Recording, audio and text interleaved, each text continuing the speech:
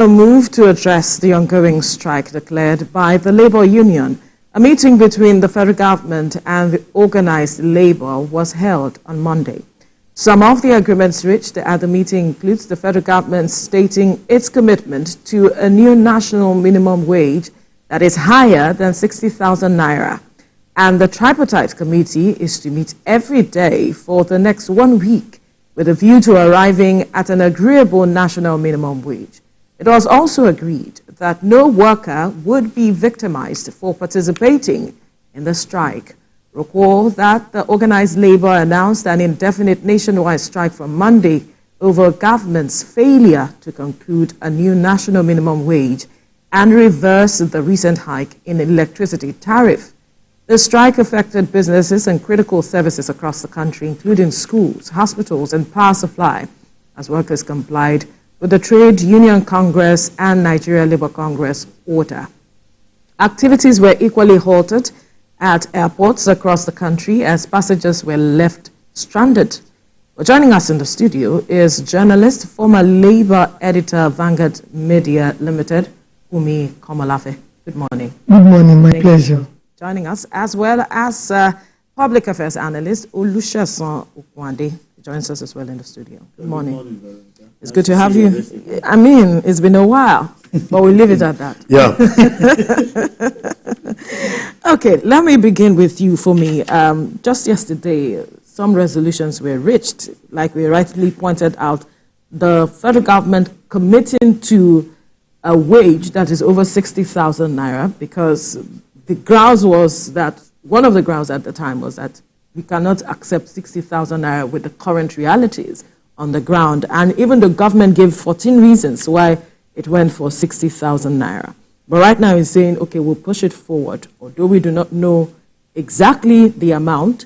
The next is that they are going to be having meetings for the next 1 week until they arrive at an agreeable sum that reflects the current realities. If it's going to be a living wage, we do not know yet. And then we also know that the president is saying no worker would be victimized. From all of these agreements, what stands out for you, and what does this say from both sides, the commitment to reaching an agreement? Yes, I think it is clear that both sides are ready to resolve the issues amicably. And that's why they have to go back to the negotiating table. Let me make the point that no labor issue or dispute is resolved with a strike or lockout. You must end it on the collective bargaining table. Now, we should not forget that these are social partners. The ILO calls it social partners, and therefore there must be social engagement. From the agreement of yesterday, I see it as an agreement towards an agreement. Definitely, it's clear that government wants to shift ground, pay more. Labor is ready to listen. However, I hope we also do know that in negotiation, the trade unions have rights, the employers have rights. Absolutely. And we keep forgetting that it's not only the federal government that is the employer in this situation. There's the organized you have the organized private sector. That's why it's called a tripartite meeting. Private employers, federal government, and organized labor. I think my concern about this thing is that there seems to be a misconception about what is national minimum wage and the wage review. Right. And with this, I stand with NECA's position. What we are negotiating, or what they are negotiating as social partners, is a basic national minimum wage backed by law. It is not a total wage review. A total wage review comes in when there are sectorial collective bargaining. In other words, what am I saying? For instance, in a shoe factory, okay, let's take a multinational company that is a member of NECA. Now, once you sign into law the basic minimum wage, it is basic. It is not total package. Now, it becomes law. It means no employer should pay below that time. But it does not stop sectorial collective bargaining, which is the food and beverage sector will have its own. even in the public service, there is what is called the Joint Public Sector Negotiating Council, okay? And that should continue. You understand? So there's a misconception on both sides. When you begin to calculate housing, transport, and all, that's not basic minimum wage. And basic minimum wage is meant to protect vulnerable workers. It is a form of social protection. Please don't forget that the basic minimum wage law exempts some people, because I've been hearing all sorts of arguments, people talking. If you employ fewer than 25 persons, you are exempted from paying the national minimum wage. Workers in agric, contract workers, part-time workers, they are exempted from whatever agreement is reached. Exactly, from the law. It's stated there. I can read it. I can read it if you want. It's here. So they are exempted. Before now, when the law was first enacted, and I did this covering for over 25 years of my life in journalism, it was first 50 workers. If you had 50 workers and below, you were exempted. But Labour moved forward. They fought the battle and won and got it reduced to 25. So it does not mean that every shop owner, if you are running a calf shop and you have 2 employees, you must pay me. No. There are exemptions to the law. And so we should also not forget that this basic minimum wage is basic. It is not total review. It is not meant for a person who is earning over $1 million to come and say, you are not earning basic. And in all honesty, at a time, in the federal civil service, there's nobody that is earning, I'm talking of federal, I'm not talking of states now. There is nobody that is earning 30,000. That is the truth. Because other allowances come in and beef it up. And that makes it far higher than 30,000. Same in organized private sector. And please mark my word, organized private sector. Interesting. Let's get your perspective now to this agreement reached by government. What direction are you seeing moving forward from this one now? Because she mentioned something that for her, this is an agreement to an agreement that will be reached later on. So what are you seeing? Oh, thank you very much.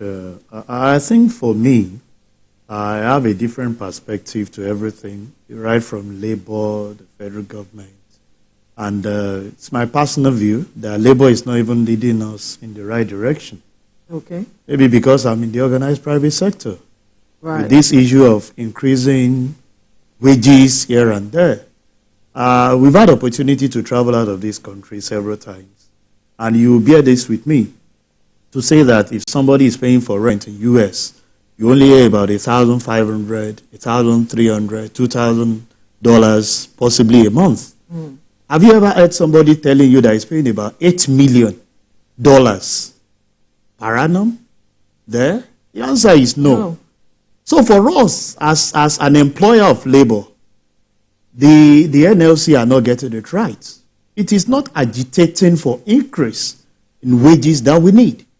I put myself in the position of what do we need first of all? If I need to pick what Madam Fumi said, having a minimum of 25 staff, then you are signing into that law as an organized private sector, which means that someone like us are in that net.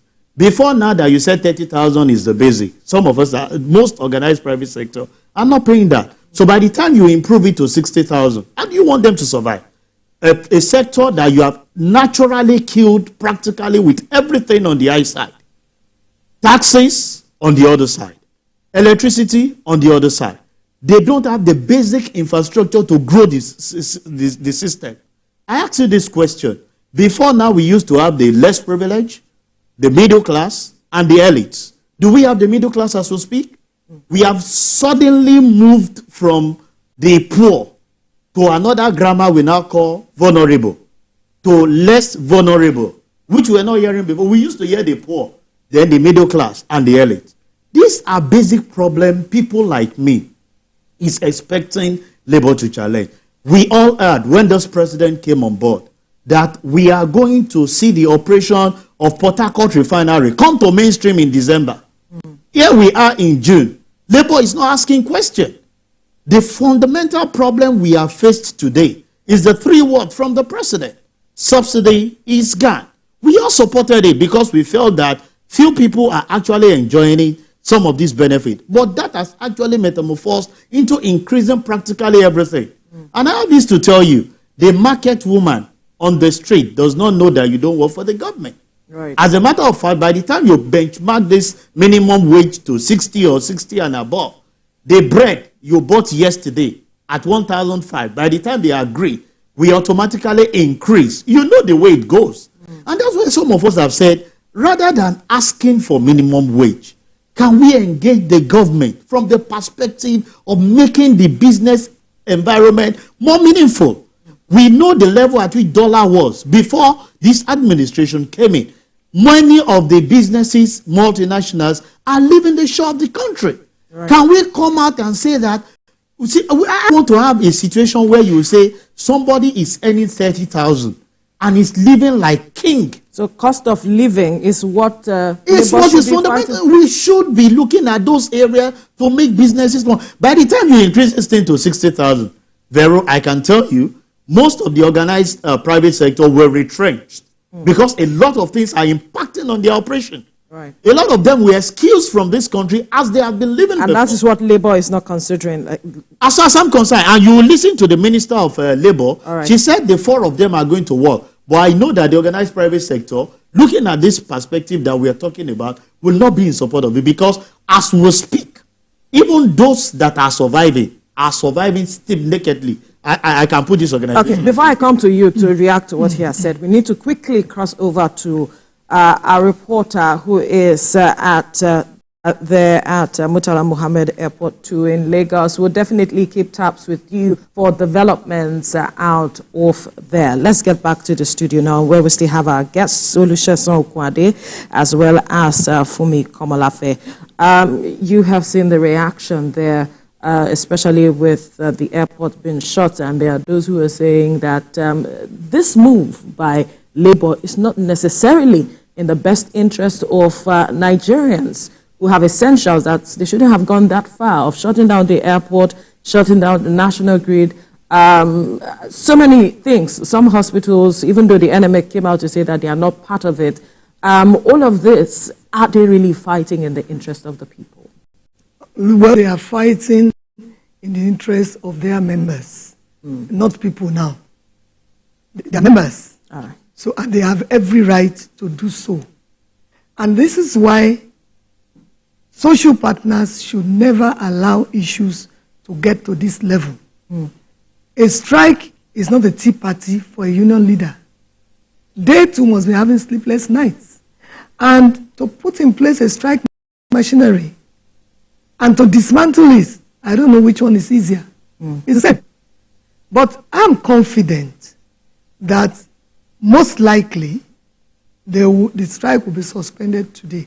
Why do I say so? There has been an agreement. They have agreed. I'm not talking of agreement in terms of what to earn, but you have agreed to go back to the negotiating table. And even under the ILO standards, you cannot negotiate under duress. So by now they should have eased off some of this. Wait. Okay. This agreement was only reached last night.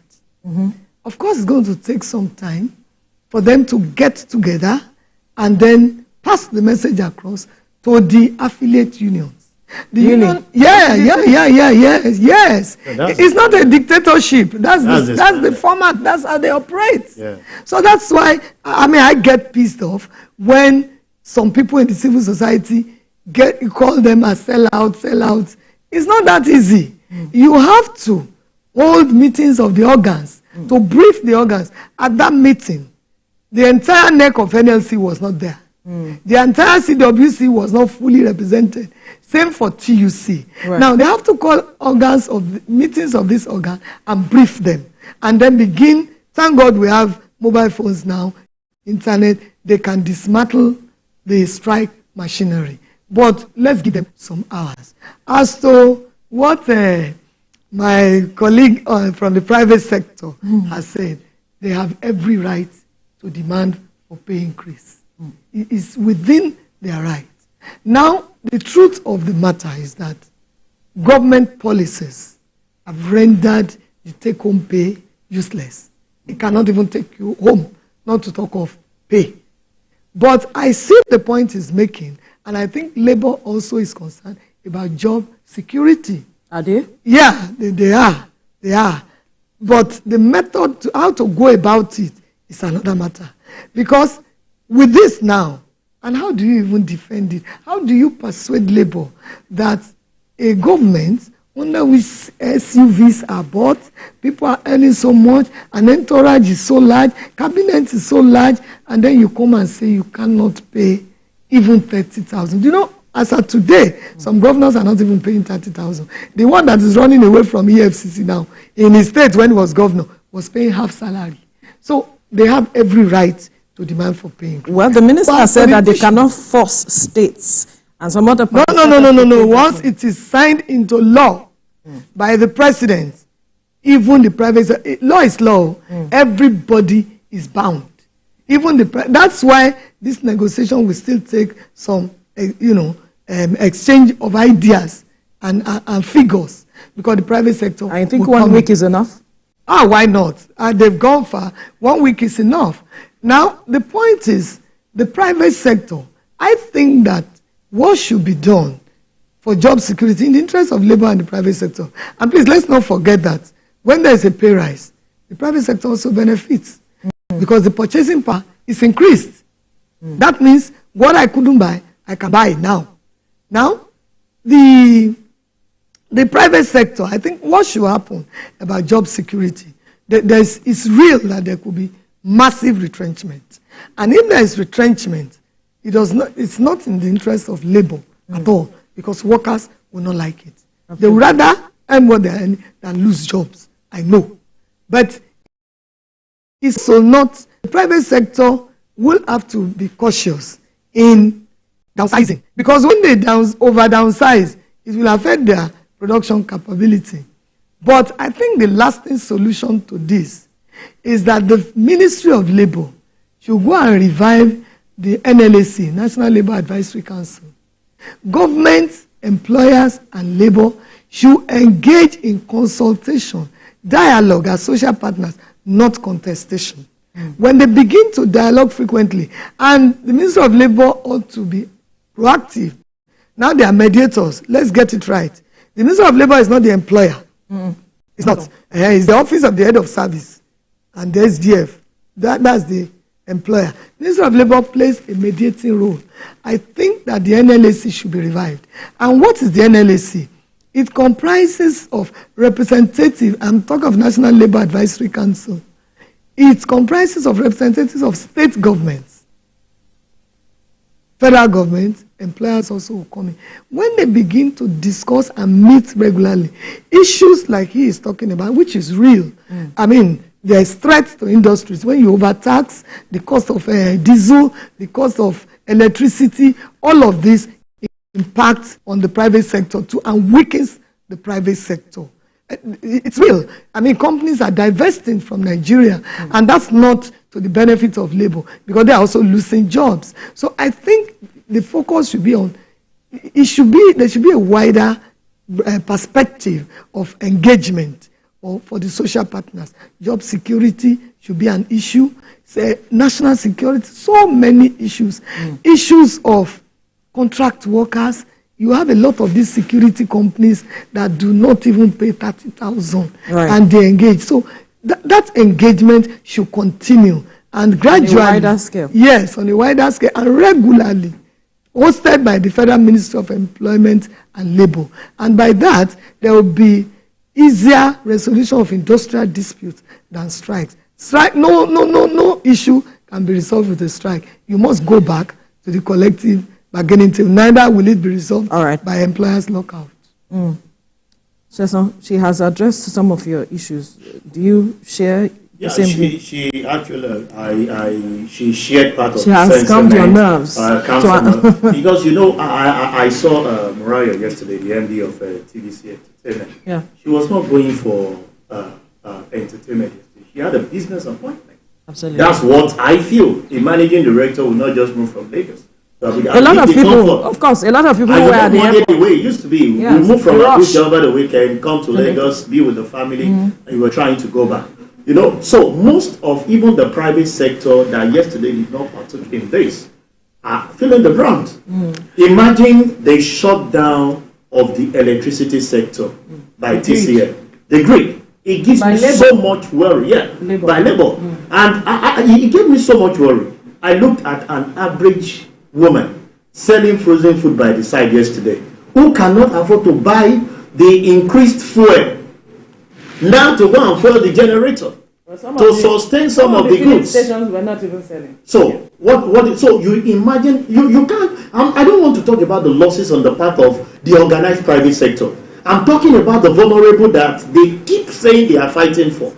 That woman yesterday is losing out some money. The frozen food. She said the labor is actually fighting for its workers.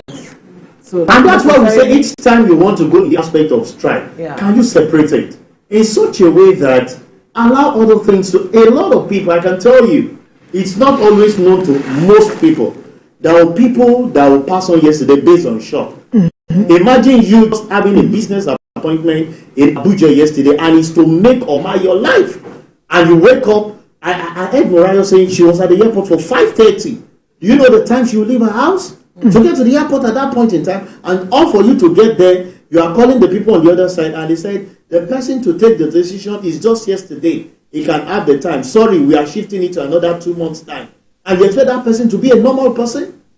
These are things that we keep saying. We understand they can go on strike, but can we keep separating this issue? Because most of the time, I feel that I will say it anywhere, anytime, and anybody can hold me. The people fighting for us, do they have businesses that they are running like us? Majority are employees. They are not employers.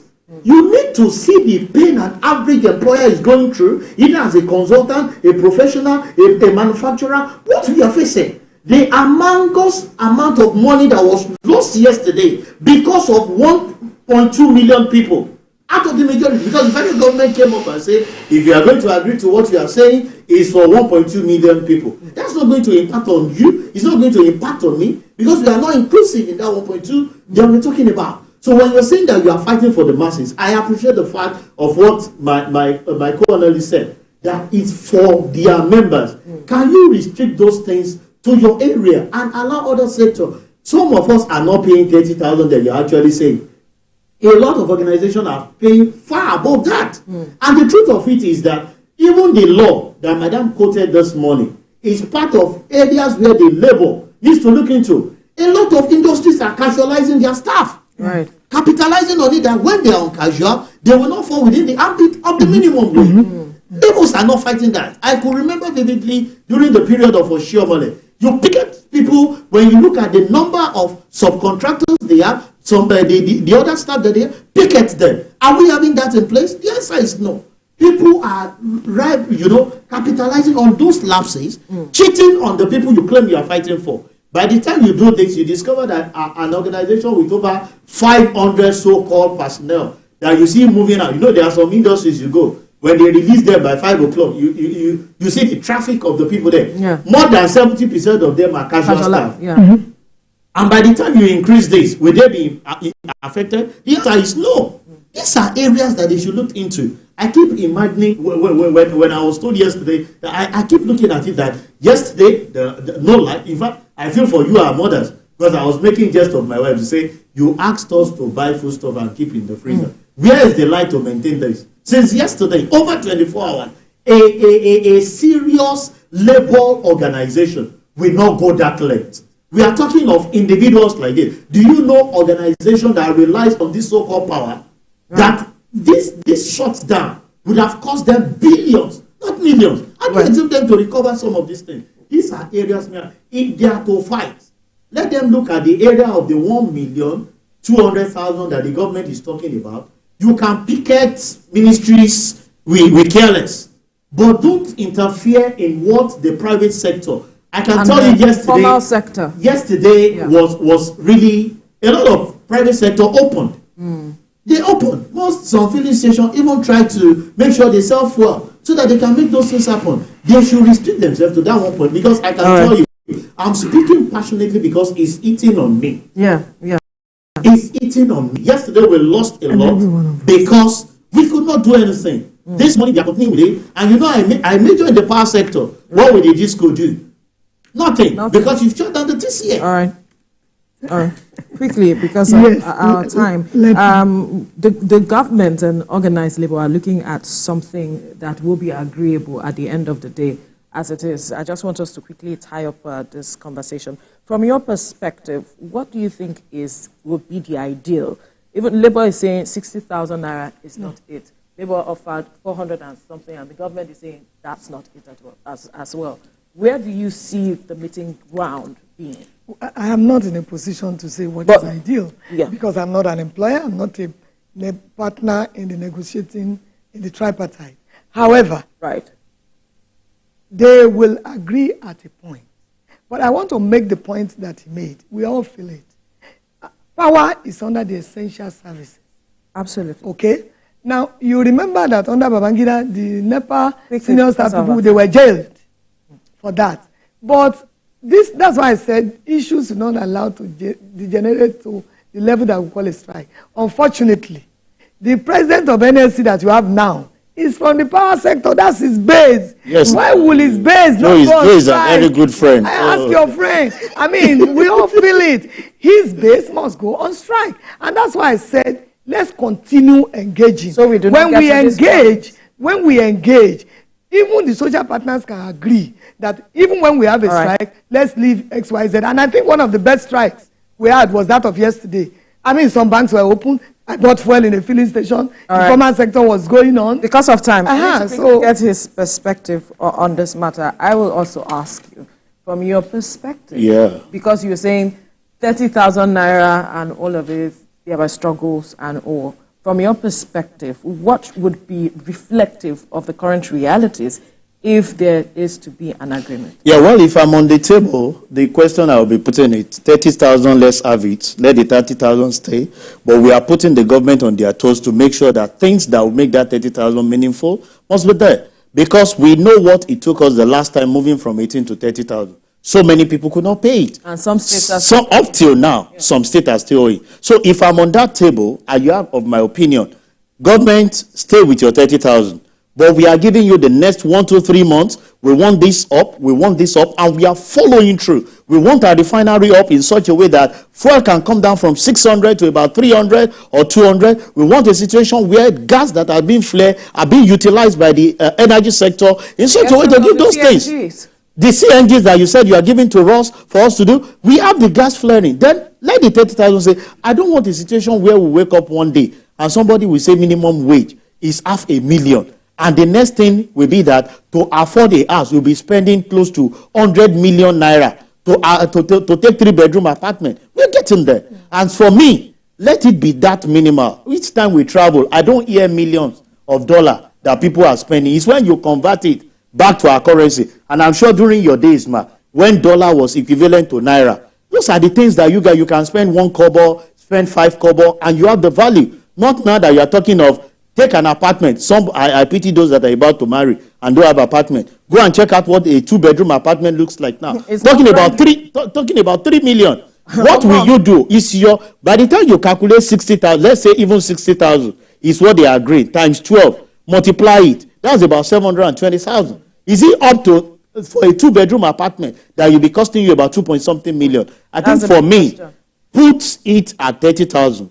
Do the basic thing that will grow the economy in such a way that our life will be more meaningful and be more better. I must thank you, Olusegun Okunade, public affairs analyst, for your time, as well as journalist and former labor editor, Vanguard Media Limited, Fumi Komolafe, for your time on the program. It's a pleasure always to be here. Thank you so much. All right, this is where we draw the curtains on the program for today. Let's tell you that the views and reactions of all our resource persons